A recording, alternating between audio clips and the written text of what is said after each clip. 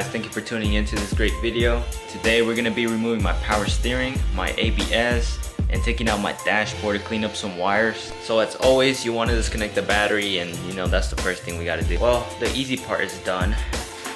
I have the tires off, the car's jacked up in the air, and the battery is disconnected. I do not want to take off this dash, but I have to because I want to hide all these wires. I never actually taken off a dash before, but it should be fun. I mean, you gotta learn somehow.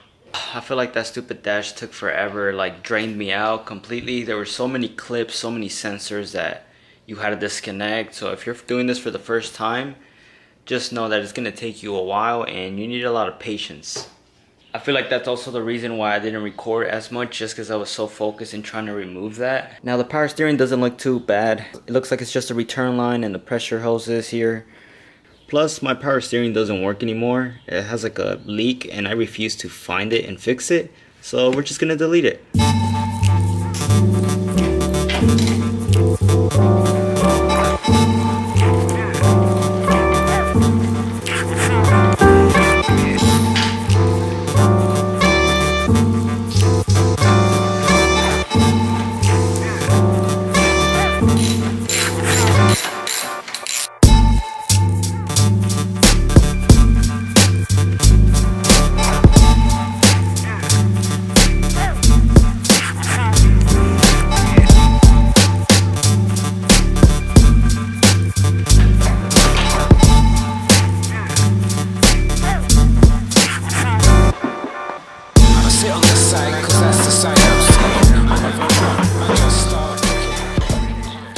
Alright guys, as you saw, I got it all in one unit. I thought that was going to be the easiest way to do it, but it's a little tedious. It's still going to get very messy, so you want to throw on a dirty shirt like mine, because it gets very messy regardless whether you do it by disconnecting each hose at a time or taking it out the whole complete unit like what I did.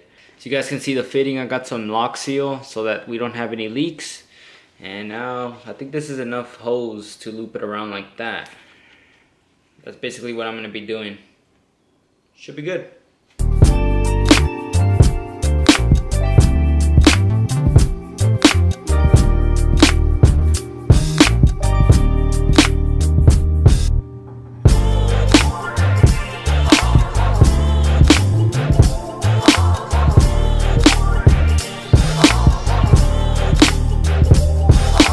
You guys cannot tell me that doesn't look way better than what it did before. There used to be a lot of crap. Now that's gone. It's in the bucket. If anybody wants it, it'll be in a dumpster somewhere in Austin. We're pretty much done here.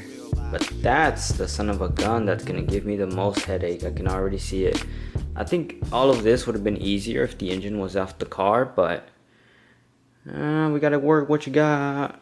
Gotta work what you got. Hey, gotta work what you got. Hey, gotta work what you got. Rest in peace, man. Anyhow, this is where all this crap comes into place. This is the little 40-40 proportional valve that you're gonna need. It was very expensive. It was 50 bucks. Not that expensive. These bad boys were the ones that were expensive, but I understand they're stainless steel and this guy's hustling.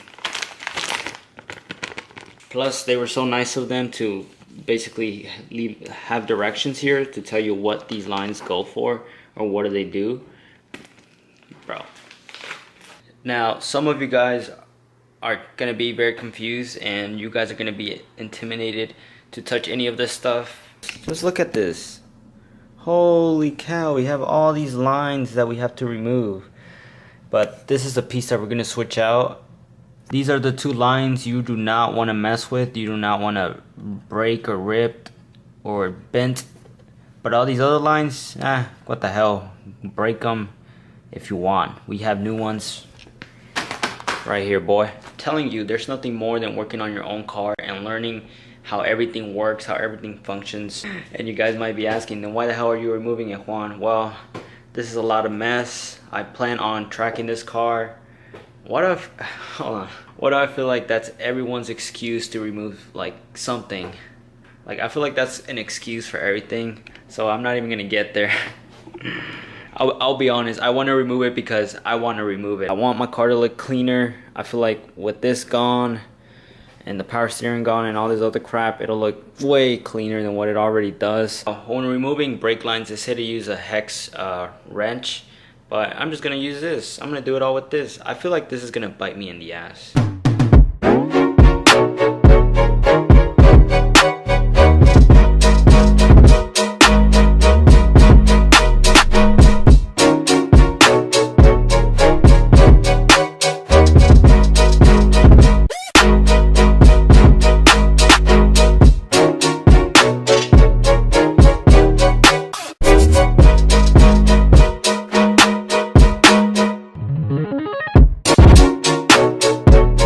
Just like that, I removed that giant bastard. That thing weighs a lot, believe it or not. That thing is heavy. Holy cow. I did not think it was gonna weigh that much, but for what it is, it weighs a lot. But now I have all these brake hoses that I need to disconnect, and then we can put our new stainless steel hoses on with our new proportional valve. It's gonna look really, really clean. Like just with this remove, it already like looks really, really good. It just needs a little clean. And yes, my fender used to be white.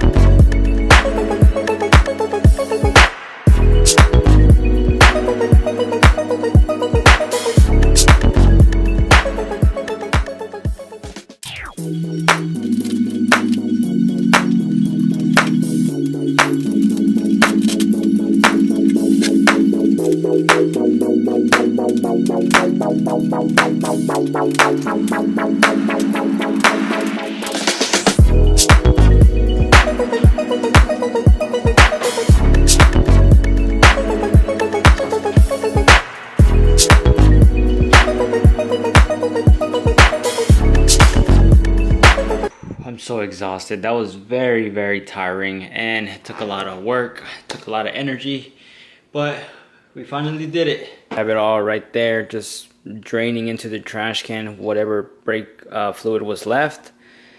But that's pretty much the whole assembly right there. And the two hoses that I said not to touch, well, they're still right there. Now we have to put this on, remove these fittings, and install it, and then put those hoses, and that should be it. What is up, you guys? Welcome back. It's currently the next day. I didn't get to finish at all last night. It was just too much for me. I ended up connecting all the lines, and I actually bleeded the brakes, so the car is on all four wheels now. I also deleted my heater core. The way I did it was I basically looped the line from here all the way back here, and it's basically just going to be circulating like this. However, I do know that you can buy a VTEC water housing, and it gets rid of this plug here, and all you do is just tap it right here with the plug, and that's how you delete the heater core. But I think this way should be the cheapest, and it should work. I don't think the car is going to overheat. There's just one more thing to do, and that's cleaning up the dash and taking out the heater core from inside. And that should be it, so let's get right into it.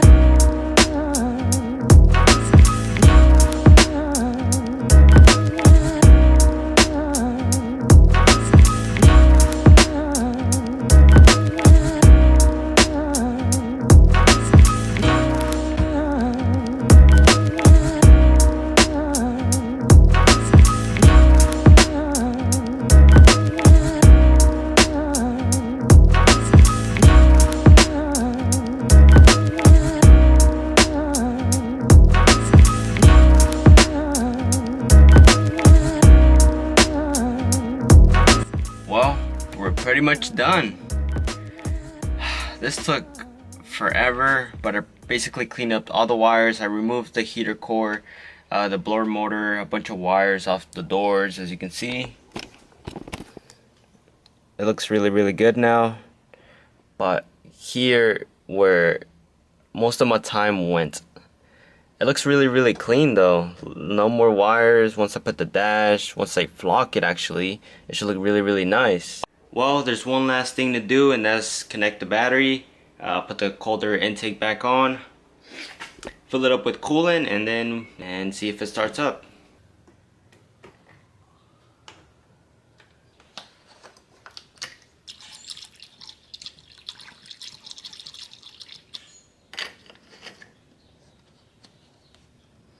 Well, moment of truth. Let's see if she starts up.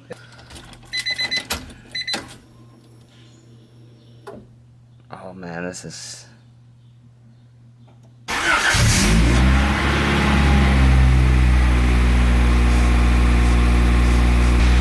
And she starts right up like always.